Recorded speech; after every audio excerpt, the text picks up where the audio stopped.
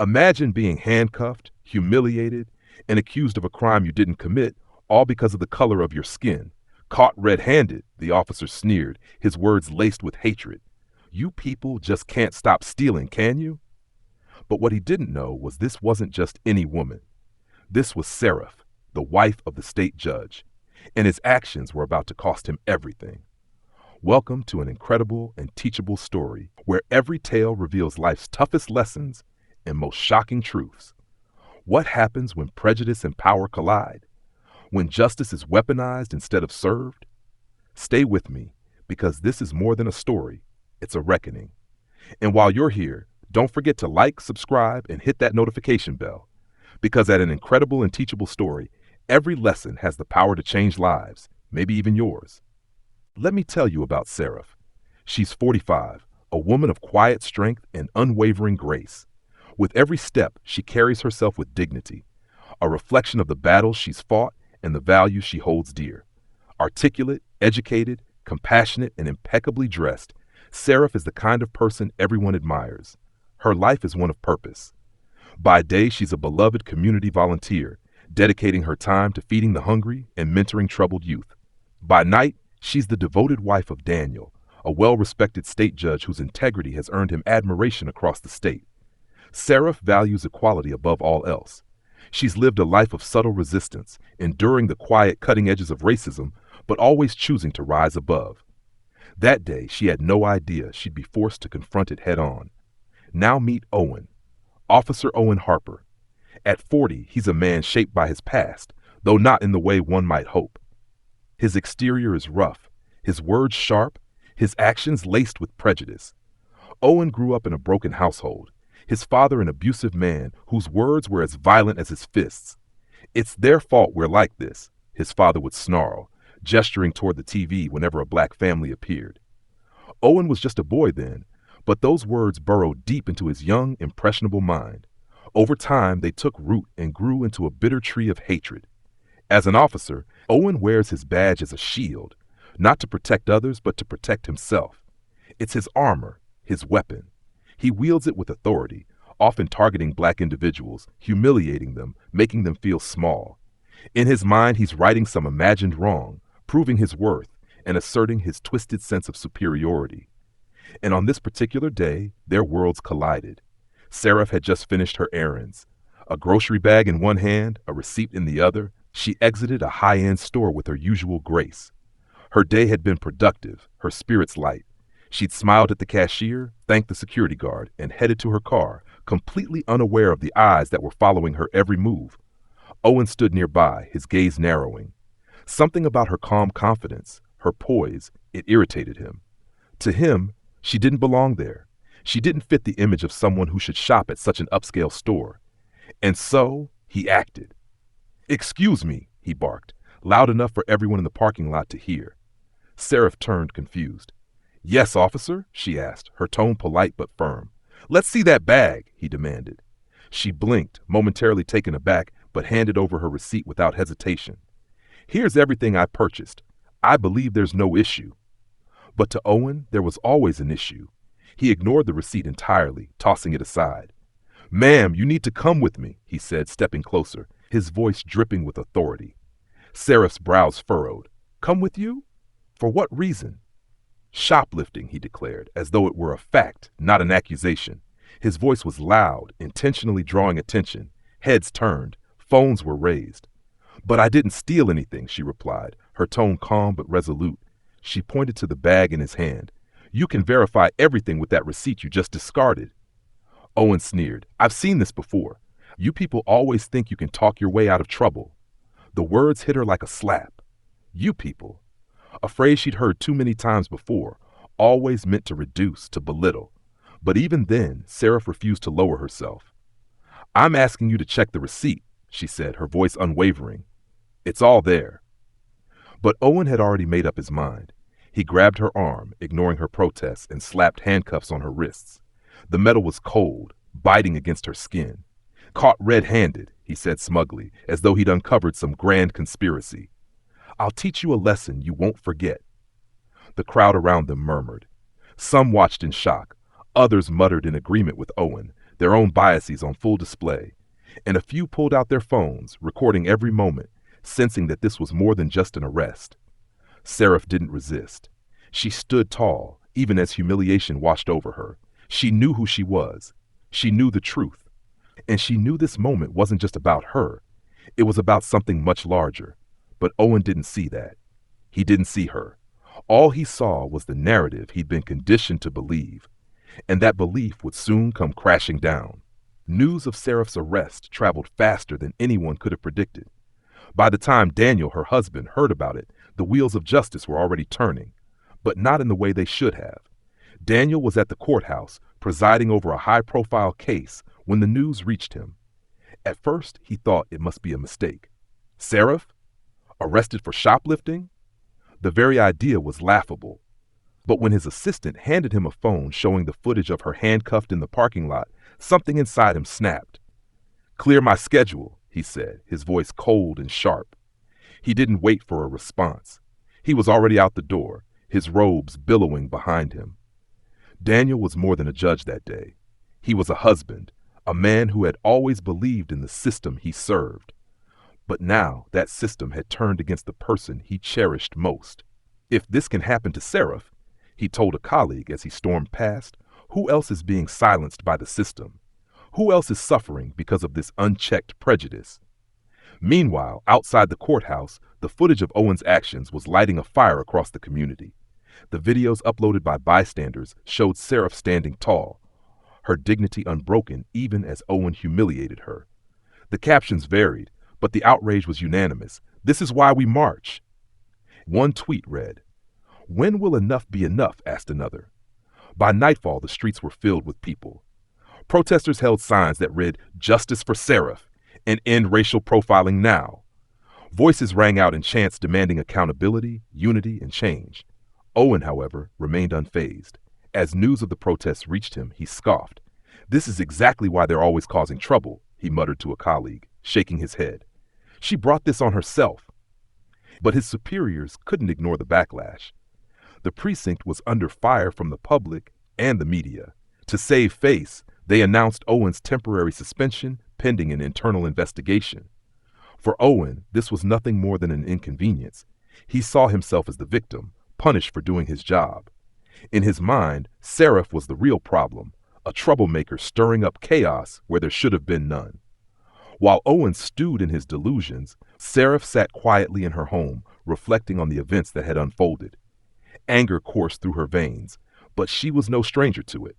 She had faced injustice before, though never so blatantly, never so publicly. As the protests roared outside, she closed her eyes and took a deep breath. This wasn't just about her. It was about every person who had been wrongfully accused, every voice silenced by prejudice. She had the platform now, the attention.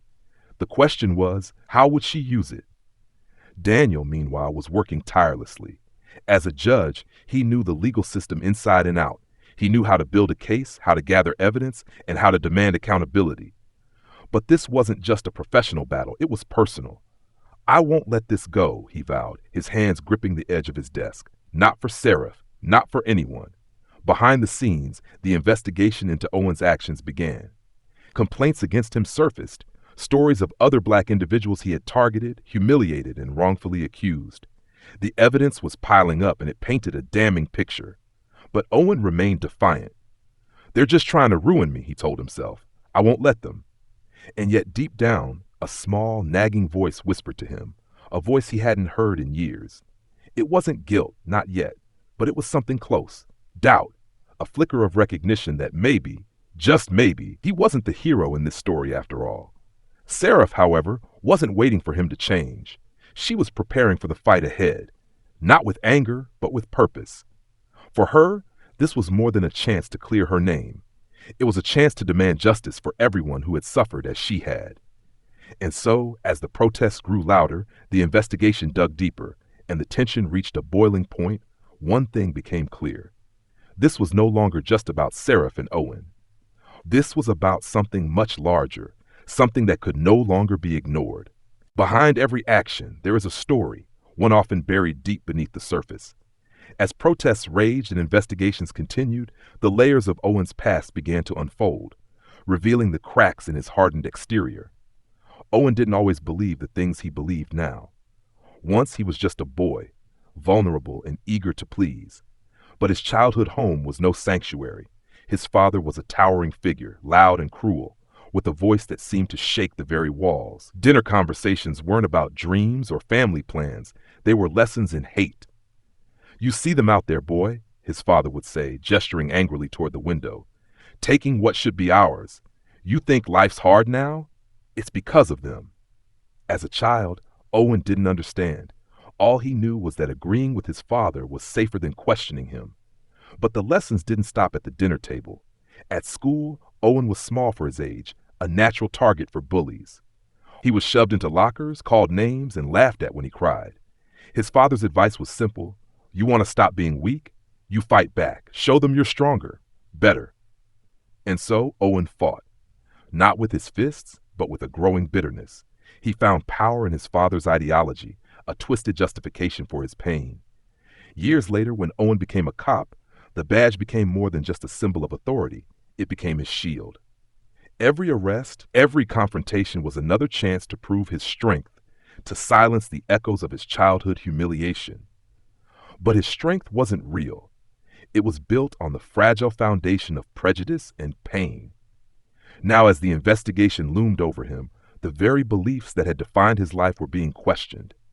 As part of his suspension, Owen was ordered to attend mandatory sensitivity training. At first, he treated it like a joke, showing up late and rolling his eyes through the sessions. But then something unexpected happened. One day, a black colleague stood at the front of the room, a seasoned officer named Quincy, with a calm demeanor and a piercing gaze. Quincy shared his own story, growing up in a neighborhood where police weren't protectors but threats. He talked about the fear, the anger, and the determination to change things from within. "I became a cop," Quincy said, his voice steady, "not because I trusted the system, but because I wanted to be the kind of officer I never saw growing up, someone who looked like me, someone who understood." Owen shifted uncomfortably in his seat. He wasn't used to seeing vulnerability in men like Quincy, men he had always viewed as adversaries. Quincy's words planted a seed, a small one, buried deep beneath layers of denial and anger. But it was there. And for the first time, Owen felt something he couldn't quite name: doubt. The training sessions continued, introducing Owen to people from all walks of life. A Latina mother who shared her fears about her son being profiled, a young Asian man who recounted being mocked for his accent, a Muslim woman who spoke of being labeled a threat for simply existing. Each story chipped away at the walls Owen had built around himself. But the turning point came when a fellow officer, a white man, stood up and said, "We all have a choice, Owen, to learn or to stay blind. You think you're strong? Try admitting you've been wrong." Owen didn't respond. He couldn't. For the first time, he felt exposed, not as a cop, not as a man of authority, but as a person. Later that night, he sat alone in his apartment, staring at the walls. Memories flooded back, his father's angry rants, the bullies at school, the moments he had felt powerless. "Is this who I am?" he whispered to himself, "or just who I've been taught to be?" The question lingered in the air, heavy and unanswerable, but it marked the beginning of something new. For Owen, it wasn't redemption, not yet, but it was the first crack in the armor he had worn for so long. And cracks, as small as they seem, have a way of letting light in. While Owen wrestled with the crumbling foundation of his beliefs, Seraph stood at a crossroads. She could pursue legal retribution, make him pay for every humiliation and every moment of fear. Yet that wasn't who she was. Instead of pressing charges, Seraph chose another path, a path of truth and transformation.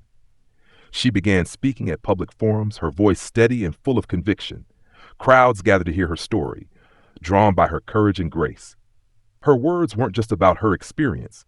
They were about something greater. "We don't fight hate with hate," she told one packed auditorium, her tone calm but firm. "We fight it with truth and understanding. We dismantle prejudice by refusing to let it dictate who we are." Seraph's story went viral, reaching people far beyond the city. It became a rallying cry for justice, a beacon of hope for those who had been silenced for too long. But her journey wasn't just about the public stage. It was also deeply personal. As part of the mediation process, Seraph agreed to meet Owen face to face. The tension in the room was palpable as the two sat across from each other, separated only by a small table. Owen shifted uncomfortably, his gaze darting around the room. He wasn't used to being this close to someone he had wronged. Seraph, on the other hand, was calm. Her voice was soft, but it carried a weight that made Owen look up. "What made you hate someone you've never met?" she asked, her tone free of accusation. Owen frowned, his jaw tightening. "It's not hate," he muttered, more to himself than to her. "It's just how things are." Seraph tilted her head, studying him. There was no anger in her eyes, only curiosity and a quiet strength. "Or maybe," she said gently, "it's just how you've been taught to see them." The words hung in the air, pressing down on Owen like a weight he didn't know he was carrying. He opened his mouth to respond, but found he had no words. Seraph leaned forward slightly, her expression thoughtful. "I don't know what you've been through, Officer Owen, and I won't pretend to understand. But I do know this. Hate isn't born. It's taught. And anything that can be taught can also be unlearned." Owen's hands clenched into fists on his lap. For years he had built his identity around his beliefs, never questioning them. But now, faced with Seraph's unwavering grace, he felt something shift inside him. He looked away, his voice low. "You make it sound so easy." Seraph smiled faintly. "It's not, but the hardest paths are usually the ones worth taking." Their conversation continued, each word peeling back another layer of Owen's defenses. Seraph didn't try to change him outright. She simply planted seeds of doubt and understanding, letting him confront his own truths. By the end of the session, Owen was quiet, his usual bravado replaced by something new. He didn't have answers yet, but for the first time, he was willing to ask questions. Seraph left the room with her head held high, not because she had won, but because she had stayed true to herself. And Owen? He stayed seated, staring at the empty chair across from him, feeling the weight of his choices and the possibility of change. As the days passed, Owen couldn't escape the growing tension inside him. The seeds Seraph had planted had begun to sprout, but it wasn't easy for him to acknowledge. The process of unlearning a lifetime of hatred was slow and painful. He couldn't just erase the past. Then, one day, something shifted. Owen was at home, the television quietly playing in the background. He wasn't paying much attention until a familiar face appeared on the screen. It was Seraph, smiling brightly as she played with a group of children, black and white alike, at a local community center. She wasn't just talking about equality. She was living it, in every interaction, in every moment. The children hung on her every word, their faces lighting up as she shared her time and energy with them. He watched as she knelt beside a white boy, comforting him after a fall, then did the same for a young black girl. The warmth in her voice and actions shook him to his core. How could someone so filled with compassion and love for all people be the enemy I once saw her as? The thought lingered in his mind, gnawing at him. But it wasn't just the footage of Seraph that shook him. It was a conversation he had with his black colleague, Officer Miles, that truly became Owen's moment of reckoning. Miles had always been distant from Owen, but in recent weeks, he'd watched the change in Owen's demeanor. One afternoon, as they sat in the break room, Miles decided it was time to speak up. "You know, you don't even remember, do you?" Miles said quietly, looking directly at Owen for the first time in weeks. Owen frowned, confused. "What do you mean?" Miles took a deep breath, his eyes narrowing with a mixture of frustration and resolve. "You remember the operation at that abandoned warehouse a few years ago, right? You were pinned down by gunfire, taking hits you didn't deserve. Everyone else was getting out, but you." Owen's eyes went wide as the memory flooded back. He had been too proud to acknowledge how close he had come to dying. Miles had been the one to drag him to safety, saving his life when Owen was too stubborn to move. Yet for some reason, he had never thanked him, never acknowledged it. He had buried it, just like he had buried so many other uncomfortable truths. "You saved me, didn't you?" Owen said, his voice barely a whisper. Miles nodded, his expression unreadable. "I did. And yet here you are, talking about how much better your life would be without people like me, without people like Seraph." The weight of the truth hit Owen hard, suffocating him. He couldn't deny it anymore. All these years, he had been so consumed by his own rage, by the ghosts of his past, that he had failed to see the humanity in others, the very humanity that had saved him. Owen knew that he had to make a change, not just for himself, but for those around him. He made a decision. He would go to Seraph and publicly apologize, not just to her, but to the entire community. The day of the apology came, and the city gathered to hear him speak. Seraph was present, her calm presence a sharp contrast to the tension in the air. Owen stood before the microphone, his hands shaking, his heart pounding. "I've spent my life hurting people, believing that I was better than them," Owen began, his voice thick with emotion. "But I've come to realize that I was wrong. I hurt people who didn't deserve it, including Seraph, and for that, I am deeply sorry." The crowd was silent, unsure of what to expect. Owen continued, his words raw and honest. "I've seen the light thanks to people like Seraph, and I'm committed to changing, not just for me, but for all of us. It's time for real change, for reform, for equality." There was a long pause, and then a single voice from the crowd shouted, "We forgive you." A wave of murmurs spread through the audience, followed by applause. Seraph stood in the back, watching quietly, her face unreadable. She hadn't come to hear Owen apologize. She had come to see if he truly understood what it meant to change.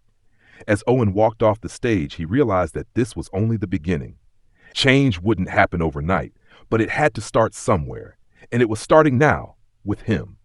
Seraph, from the back of the room, gave him a subtle nod, a gesture of understanding, of hope. Owen wasn't the same man who had arrested her, and maybe, just maybe, he was on the path to becoming the man he was meant to be. As time passed, the events of the past few months became a turning point for everyone involved. For Seraph and Daniel, the ordeal was a harsh reminder that even in the highest echelons of society, no one was immune to the weight of systemic injustice. One evening, after the media frenzy had settled and the world had begun to move on, Seraph and Daniel sat together in their quiet home. The soft glow of the living room lights highlighted the lines of worry and reflection on their faces. Daniel, ever the pillar of strength, leaned back in his chair, his mind clearly wrestling with the far-reaching implications of what had unfolded. He broke the silence with a thought that had been weighing on his heart. "You know," Daniel began, his voice low, "this whole experience has made me realize just how deeply these issues run. It's not just about one bad officer or one isolated incident. It's about a system that's been built on foundations of inequality, one that even affects those we love." Seraph nodded, her gaze soft but firm. She knew that this battle wasn't over. It was never just about what happened to her. It was about the countless others whose voices had been silenced, whose lives had been overshadowed by prejudice and hate. But she had always believed that change started with the truth, and now it was time for the world to see it. "Justice isn't just about laws," Daniel continued, his words heavy with the weight of experience. "It's about humanity, and we have a long way to go." Seraph sighed, the burden of that truth sinking in. But she wasn't one to let despair take hold. Instead, she let the quiet resolve she had always carried guide her thoughts. Change was possible, but it had to be nurtured with care, with patience, and with action. Meanwhile, Owen's journey of redemption was far from easy.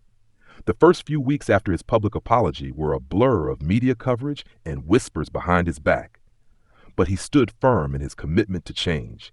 He spent countless hours speaking with officers, learning from communities he had once feared and misunderstood. His partnership with Seraph had become the symbol of what was possible when people from opposite worlds came together, united by a common goal: to create understanding, to heal the wounds of the past, and to fight for a future where equality wasn't just an ideal, but a reality. Seraph and Owen worked together to create a community outreach program designed to foster better relations between law enforcement and minority communities. They held town halls, participated in workshops, and created safe spaces where dialogue could take place without fear of judgment or reprisal. It wasn't perfect, it wasn't an instant fix, but it was progress. "It's about bridging the gap," Seraph explained during one of their outreach sessions. "Building trust, one conversation at a time." The program was slowly gaining traction, and the more Owen engaged with the communities he had once dismissed, the more he saw the humanity he had ignored for so long. The realization wasn't just about his own change, It was about a collective shift in perspective.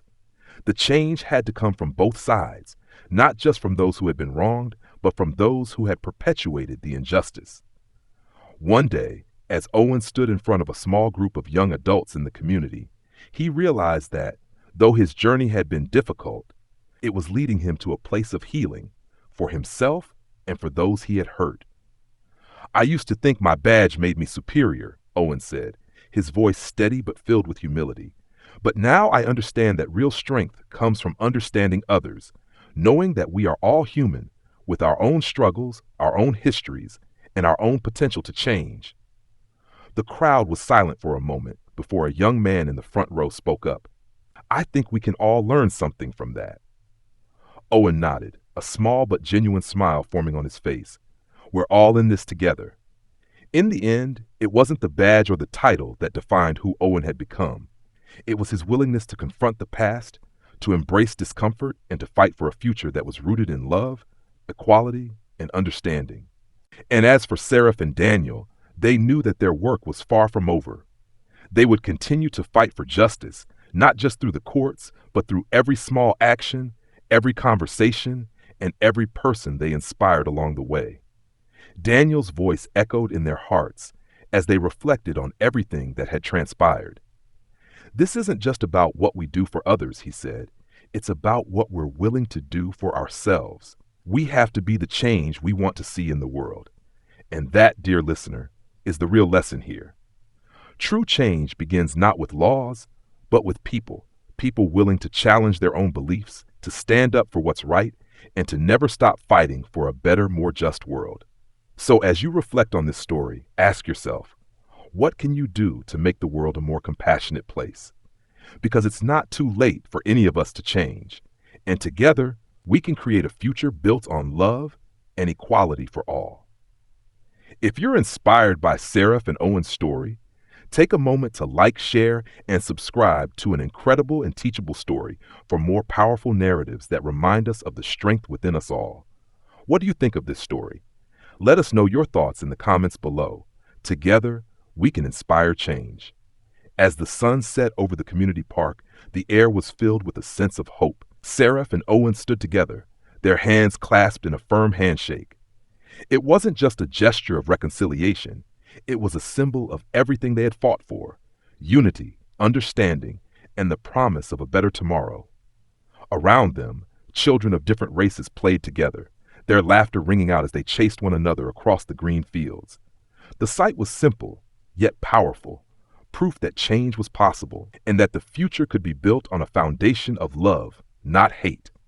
We are not born to hate. Hate is taught, but so is love.